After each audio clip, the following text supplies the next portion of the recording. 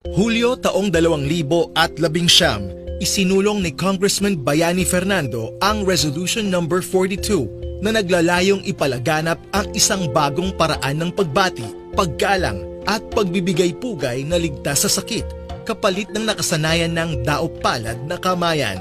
Matagal nang napatunayan ng siyensya sa medisina na ang tradisyonal na pakikipagkamayan ay maaaring makapagsalin ng mga nakahahawang sakit, kaya't dapat na itong maalis at palitan.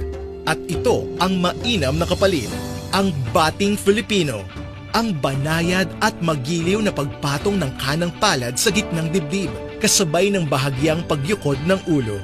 Ito ay pinagtibay ng Kongreso at nilagdaan ni House Speaker Alan Peter Cayetano noong 5 ng Pebrero taong 2020.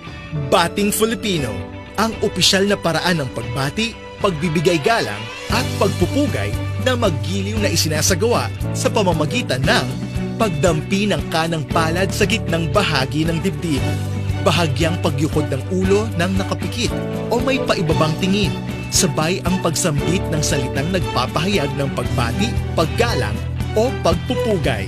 Pagkaraan nito'y marahang iangat ang ulo ng nakangiti at ituon ang tingin sa mga mata ng taong binabati. Hinihikayat ang lahat na palaganapin ang bating Filipino.